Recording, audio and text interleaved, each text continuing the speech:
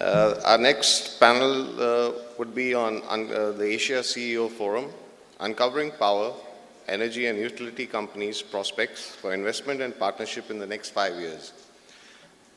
This will be moderated by Sanjeev Krishnan.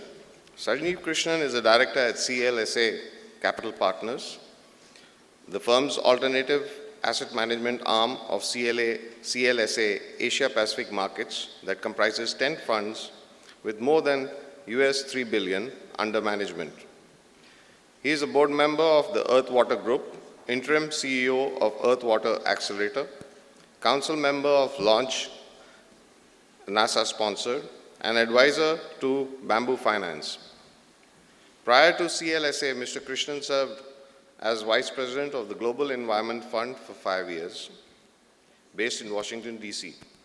The Global Environment Fund is one of the leading global fund managers dedicated exclusively to investing in clean energy, technology, and environment.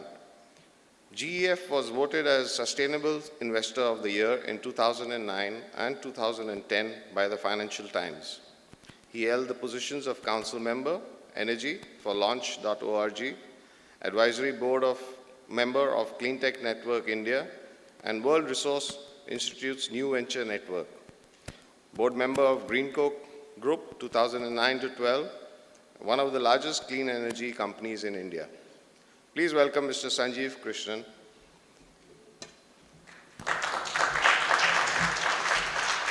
Hi, good morning. I'm Arun Sen. I'm CEO of a company called Lanco Power International, LPI for short.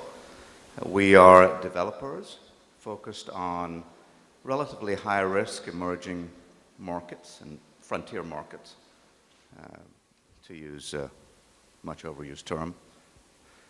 We seek to originate projects and develop them, bring in investors and financiers, sort of the traditional developer role. We focus on conventional energy power projects, fossil fuel, gas-fired, coal-fired, and maybe one of these days we'll even look at hydro projects. We work in markets like Bangladesh, Indonesia. We're looking at opportunities in the Philippines.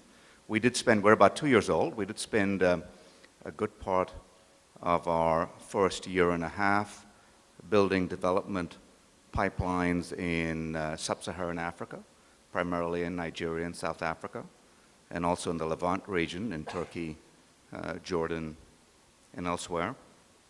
We've decided to pull back and focus on Asia, partly related due to resource constraints, but also related to the fact that there's a significant amount of deal flow here in Asia, and spending an hour flying to Indonesia or 3 hours to Bangladesh sure beats 12 to 24 hours getting out to sub-Saharan Africa.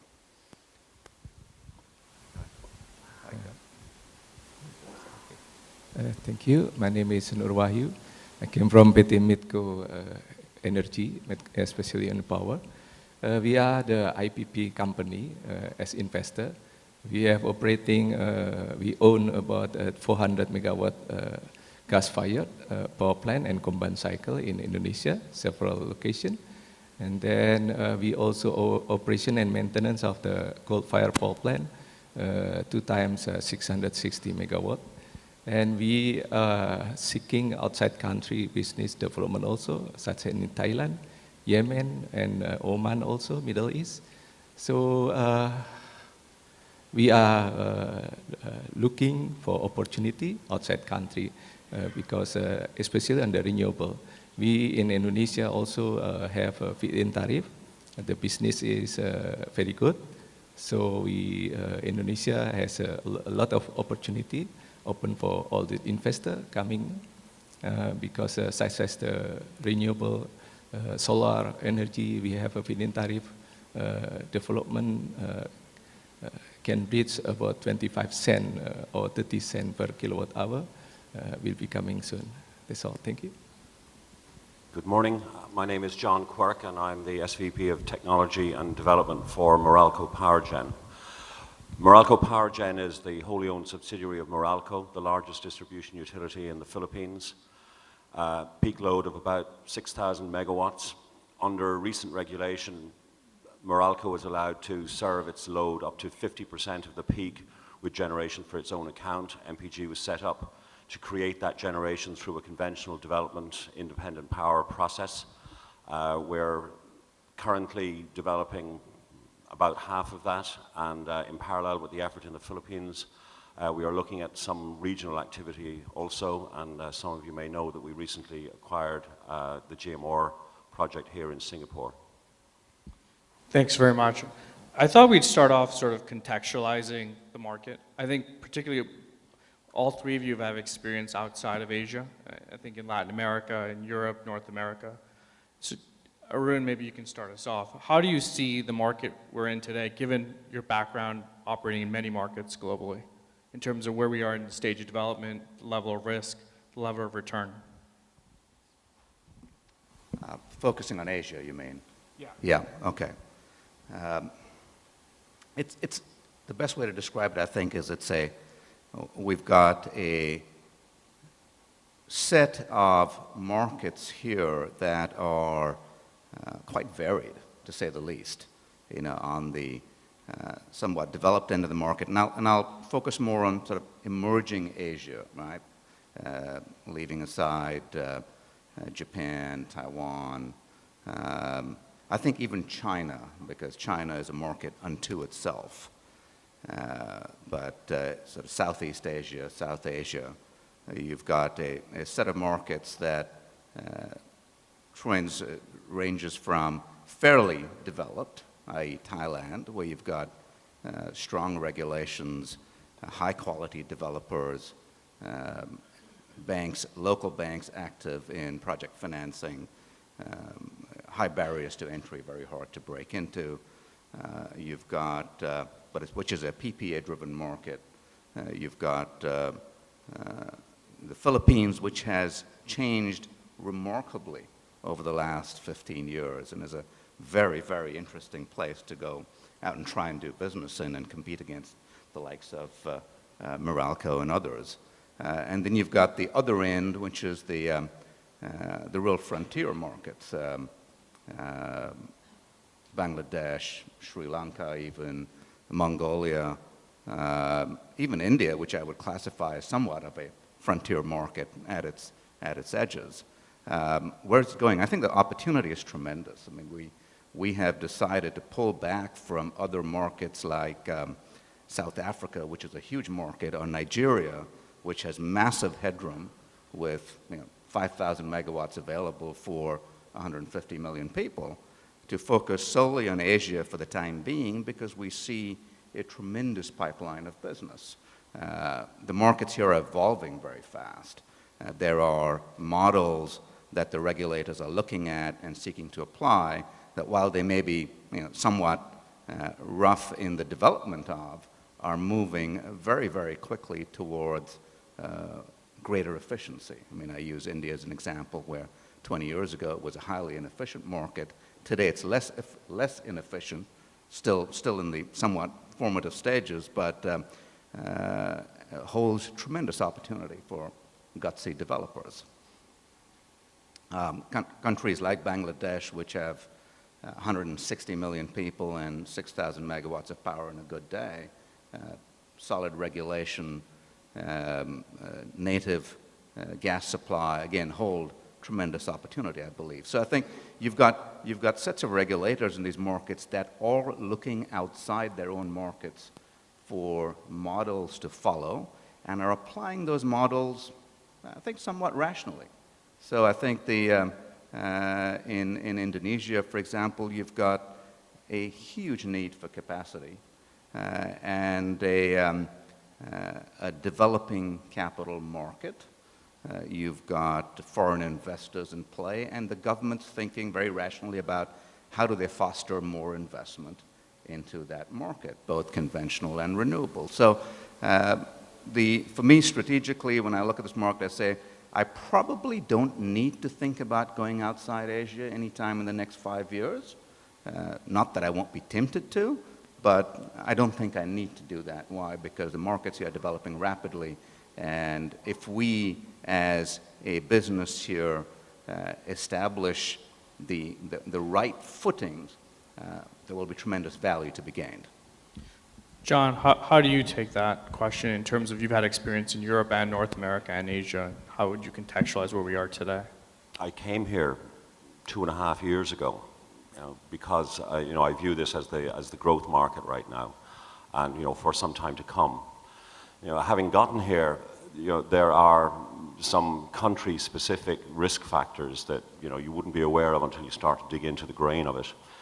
The Philippines clearly is the area, the specialty area for my activity, and I have some observations about the way these power markets develop in terms of trying to grow a system in a country that traditionally has added power incrementally on an as-needed basis for baseload, and to try and develop a range of projects to meet the market needs as an independent power developer, which is what MPG is, to try and do it in a situation where there's no long-term plan. And I think what I'm saying applies not just to the Philippines, I think it probably applies to Indonesia as well, that as an independent power developer, you're faced with the risk all the time that if you try to develop appropriate technology to meet a demand, your competition are doing what has been done traditionally, which is to build incremental units of small power to meet short-term needs. It's no secret that the metrics of the Philippines and Luzon, my own area, also the Visayas and Mindanao, are that there are looming shortages, and there is a tendency to meet that, to react to that, by building incremental coal plants, because coal is an easily available fuel in the Philippines. It has a lower marginal cost of generation, and what is happening is that they're managing down the risk factors, and in doing so, they're building incorrect additions to the capacity in the Philippines. MPG is trying to, establish a generation planning process to build the correct generation, and it has created enormous risk factors, because if you plan to build, mid-merit or even peaking generation in Luzon, you can be pushed out by the way the market works by people developing low-risk coal. I see that as a Philippines and perhaps Indonesia-specific risk to developers coming to work in the Philippines. Regionally, whenever there is regulation for opening the retail market or other regulation that is ahead of the sophistication of the actual grid on the day, this is a problem that I think all developers face when they come and work in the emerging markets in Asia. Wahyu, how do you see Indonesia? Clearly there's a lot of growth. There's also a lot of opaqueness in terms of how you operate and develop in this market. How are you seeing it? Well, Indonesia has a big electricity population, the growth. At this moment, they are available about 34,000 megawatt size currently, and then we have targeting within 5 years become double. And then at this moment, the electricity ratio is about 72%, and then become 92% on the 5 years later. So there are a lot of potential in Indonesia, especially on the geothermal is the biggest opportunity. 40% market geothermal is in Indonesia sources. So at this moment, our government trying to develop the geothermal as well as the other renewable energy, such as the hydro and then solar and then wind also. So I think it is open a lot of open market in Indonesia, and then our government also give a feed-in tariff, especially for the renewable energy. Coal is one of the biggest market at this moment currently. 50% of our electricity coming from the coal, because we have a lot of coal sources also. But again, in the future, the renewable energy is the best choice. The problem is how we push the tariff can be more efficient, and then can be adopted by the people in Indonesia. I think, Arun, you probably have the most expansive in terms of the number of markets you work on. How do you, in a market that's evolving, where regulatory structures are evolving, how do you think about long-term strategic planning in terms of country selection or market selection, fuel selection, in terms of working with different stakeholders? How do you think about sort of strategic planning? How much time do we have? I'd say the clock's ticking down, 20 minutes. 20 seconds. Well, look, what we do is try to approach it rationally. We make certain assumptions that markets will get more open, more free, and more efficient in the long run. Now, of course, in the long run, we're all dead. But we gotta put some baselines down. And the experience, or the viewpoint my team and I bring to this is we've operated in a range of markets in the past 20 years or more: North America, Latin America, the Caribbean, and of course then Africa and Asia, primarily emerging markets, but a fair bit of developed markets in there. And so we bring a perspective where we say, look, a market is going to develop and become more free over time. Of course, if you believe that there will be shocks and that there will be massive regulatory upheaval and risk, then you don't want to go into that market, right? But if you make an assumption that there will be a gentle upward trend in terms of freedom, efficiency, rationality, those are the sorts of markets you want to pick. And fundamentally, what is at the bedrock of our belief is that at the end of the day, all markets are merchant markets. Not in the regulatory sense, but in the economic sense, i.e. if you're not the least cost provider, if you don't provide a valuable service, then in the long run you will not add value. And in the short run you might not add value either, which is much more dangerous to our efforts. And so when we look at markets, we say, well, assuming a market is a merchant market, do fundamentals exist that allow us to build a business there? Not a project, not a generation plant, but a business that will have a life that will go out 20, 30 years or so. And that then allows us to look at, well, what do the fuel markets look like? What do the transmission markets look like? What does the market for labor look like? What do the regulatory aspects of the market look like? What are the sorts of stakeholder relationships and partnerships we can put in place to add value over the longer term? John, in terms of your planning, you focus a lot on, or your firm is focused a lot on the Philippines, which has had a lot of fuel issues. And I think one of the things that I want to figure out is, you think about U.S. shale gas and sort of the role of natural gas and the potential for deflation in Asia, just given if they do allow LNG export of U.S. shale gas, which I know is an issue. But assuming they do, how do you think that will impact your strategy or a market like the Philippines? There are some sort of contradictory things out there in the marketplace.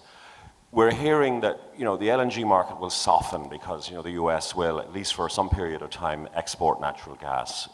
Our own view of that is another $3 on the Henry Hub price, and it isn't going to make sense to export gas from the US. And the US Henry Hub price will rise. You also have the regulatory issue of whether the US government is going to allow long-term export of natural gas. Nevertheless, the market is saying that LNG prices will soften. It's also saying that coal prices will soften because the US will no longer burn coal and will become a coal exporter. So you have to try and reconcile that with a generation plan in Asia where all this fuel is imported with the exception of a couple of countries. And certainly that's the case in the Philippines. So we're dealing with a situation where the arbitrage marginal cost of generation is probably going to stay the way it is between coal and natural gas. And we're trying to import or create a gas plan for the island of Luzon to get an LNG play done in Luzon. Very difficult thing to do when the market is open and we have a bidding system And the marginal cost of generation is always going to be lower for coal. In any reasonable future scenario, coal will win. And the result is that the grid is going to be oversupplied with coal and will have insufficient flexible generation. Nevertheless, the government of the Philippines has done everything it can to encourage the LNG players to come to the Philippines and figure out how to get an LNG play done in the Philippines. Once done, it'll grow the gas market in the Philippines. But the foundation project, it's hard to imagine how, with marginal cost of generation almost double that of coal with the current technology available, that, that this can be done without some form of intervention. I think there's probably a little more to say there. Excellent point and great response. In the Asian market, again, looking at the emerging end of the Asian market, when we talk about, well, is U.S. shale going to change our lives? I tend to agree it's not. It might affect our lives at the margins, because think about it. How much shale gas can be liquefied and put on the water in the course of the next 10 years? Probably a fair bit. I mean, the U.S. has put, I think, 30 million tons of coal in the water, we think, in the course of the next 5 years, perhaps more, perhaps even 100 million tons. But that coal export capacity exists. There's no problem with it, as there are no regulatory barriers, regulatory encouragement. But there are regulatory barriers to gas, and there are physical barriers. But there's also a tremendous demand for that gas here in Asia. If that gas shows up in the water, it's going to go first to the higher credits that can back up long-term supply. Japan, Korea, Taiwan, China, and then India. And then what's left over might go to the Philippines because it's got a relatively smaller demand. And if there's anything left over beyond that, it'll go to some of the other more less developed countries. So my personal view is things are not going to change. Now, we'll talk in 5 years, and I'm happy to be proven wrong. But there's also the fact that in much of Asia, and certainly much of emerging Asia, things don't change that quickly. Right? Things take time to change. The regulatory policies are sticky and slow to change. The response of the entrenched utility companies and developers are slow to change, because in many cases the status quo benefits them, and as it always does and should, right? If I become an incumbent, I want the status quo to benefit me. So the things will be slow to change, which means we'll be able to look out 10 years and sort of see the surprises coming, I think, and be able to react to that. Wahyu, how do you think, I think part of the panel is also partnerships. And what does partnerships mean to you? Is it banks? Is it equipment suppliers? Is it working with stakeholders on the environmental and social aspects? How do you think about partnerships in terms of your business, and how do you use it to de-risk sort of the developer model? Our company role is trying to grow the company as fast as we can. But again, if we depend on our resources, so we cannot grow up faster. So we are trying to if we get the project, then we're trying to get the divestment, get the partnership with others. So the rest of the equity can be generated for the others' project. So instead of working by our own, we prefer to working with other partners, which is we have similar picture and cooperation. So the main thing is to get the good financing at this moment is currently the problem of most of the IPP project. That's why in Indonesia, the local bank is also trying to grow up and then trying to finance, but dedicated for the local financing. The project financing, usually we can use the project financings non-recourse. And then, but sometimes the bank did not accept the non-recourse. So the company have to inject or to guarantee some certain asset to get the financing. So actually, the collaboration is the best things to doing the project, especially on the big projects such as the geothermal, which is the investment cost is become huge. We are now processing on the Sarula geothermal 3 times 110 megawatt, which is the investment cost become 1.4 billion US dollar, which is big enough, so we cannot afford by ourselves. So we have to engage with the other company to go ahead with the project. Arun or John, did you have anything? Do you want to go first? Partnership means different things to different folks. I think in our business, as in the power business, which is a incredibly long-dated business, whether it's generation or distribution or transmission, you're looking at payback periods that after construction, paybacks 6 to 8 years, and you're looking at holding periods. If you're a long-term investor, you're looking at holding periods of 10 plus years in which to make your return. So I think it's inevitable that when we think of partnership, what we're thinking about, what we've got to think about, is partnership beyond simply the ownership, right? Ownership, partnership. We've got to think about all the stakeholders. And the way we look at it is every stakeholder is a partner. Because if they're not a partner, if they don't have a stake in the business, a financial stake or a social stake or a regulatory stake, that business is not going to create value. And hence, the business we do is all about building partnerships that last years and years and years. From the get-go, partnerships with regulators, governments, equity investors, lenders, OEMs, EPC contractors, operators, and people like y'all who come to listen to me spout about this 2 or 3 times a year, because we are the community that helps this industry and this business to succeed in a holistic manner. But the partnerships, to us, the partnerships, oftentimes people think of partnerships that sit inside the plant fence. I think that's too narrow-minded. That's a too narrow a focus. If we act on partnerships that are far broader, we as an industry adding value. The industry will have its challenges in a country, in a region. And the only way we're going to overcome those challenges in the longer term, fuel challenges, market restructuring challenges, is to address issues as a broader industry partnership matter. MGen, or its parent, really has a view of partnership in the Philippines and then outside the Philippines. Within the Philippines, really, our partnering strategy is, to have a controlling interest in the projects that we're involved in, but to work with people that bring value to the project. We have no concerns about, being a mullet, the risk in the Philippines and so on. How could we? We're a Filipino company.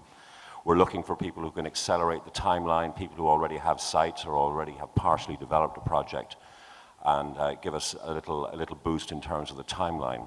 Our international partnering strategy obviously is very different. We are a Filipino interest, and we're looking to the partner to really provide the in-country national value. Our contribution really is our utility background, the technology knowledge that we have, and of course money. But we are followers in the international market, whereas we are the leaders in the Filipino market.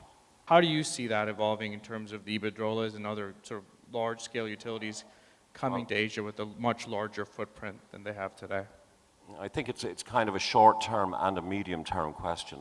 Like if you talk to the iBanks right now, there's a lot of these, traditional big-time developer investors who have stuff for sale. Like they're trying to, shore up balance sheets or, create cash at home. So there's a lot of them are sellers right now.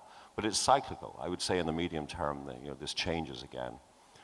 The US developers in the Philippines, there's only one left. AES is the last US interest in the Philippines, but they have, I think, a sincere interest in growing their portfolio and increasing their footprint in the Philippines. It's a difficult time for Europe-based and US interests, to be putting money out the door in foreign climes. Arun, do you have a view of that? Thank you. I was among the first wave of U.S. developers that came into Asia in the early 90s. There were, everywhere I went, there were 40 companies that were either there before me or followed me along the way, with armies of lawyers and engineers and project financiers and all of that. And most of them are not around anymore. And that's partly because the international power industry, and particularly the US power industry, went through a massive shock in the early 2000s, 2001, 2, and 3, from which shock it emerged completely restructured and looking very different from the way it was before. I don't think in the near term we'll see a wave or even a trickle of North American investors coming into Asia, partly because they've got tremendous opportunities at home.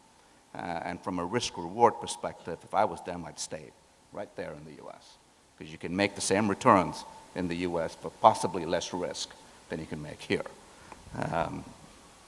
But that's only my opinion. From the European side, I think you've got a lot of strong incumbents who will probably make their way here, some of whom have already, right? GDF, Suez, and IP, who are now one, so you've got one less company. But I think they too have a lot of opportunities outside of Asia. And the Asian markets are so disparate, they're so different each in their stage of development, that it's very hard for a foreign company, a non-Asian company, to say, I want an Asian strategy. It's very hard to conceive of one. You can put that on paper, but executing then an Asian strategy that is Asia, pan-Asian, is very, very hard to then implement, because each market is so very, very different. And then if you're headquartered in London or Brussels or Paris or New York or Houston, to then manage a pan-Asian strategy out of there, you'd have to essentially establish a pyramid of individual strategies in each different market to get that going. And I think companies look at that and say, God, that seems like a lot of trouble for the opportunity. So I think in the Asian region, what we are seeing, and what I think we'll continue to see, is Asian utilities that step across borders to go into specific markets and then evolve into pan-Asian companies. I think we're almost out of time. Are there any sort of questions? I would like to touch upon this U.S. shale gas. Okay, shale gas is $3, but everybody expects this will go up maybe $4, $5. But still, there's a huge gap between prices, mainly driven by Japan, Korea, and Taiwan.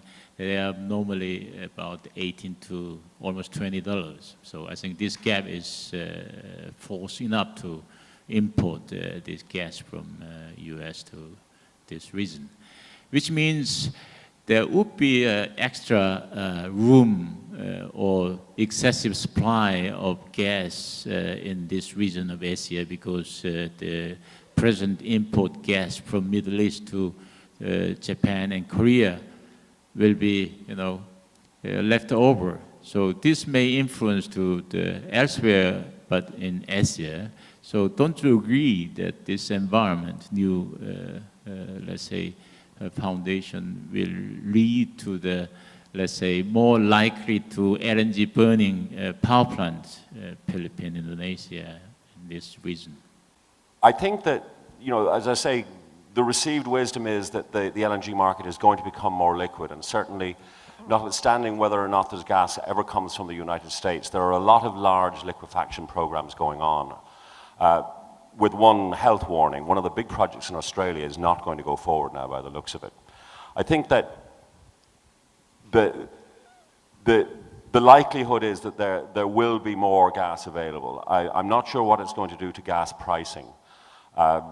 Just kind of a little tour through term sheets for gas supply today doesn't really show much in the way of softening of the slope, the JCC index slope.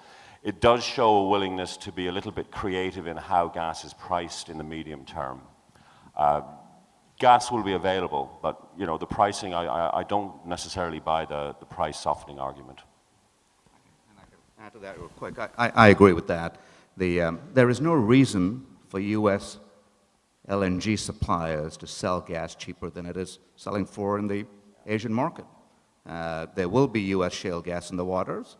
It's not going to change the market, I believe, in Asia. It's going to participate in the market very, very profitably. Thank you very much, guys. I think our time's up. Please give a round to our panelists.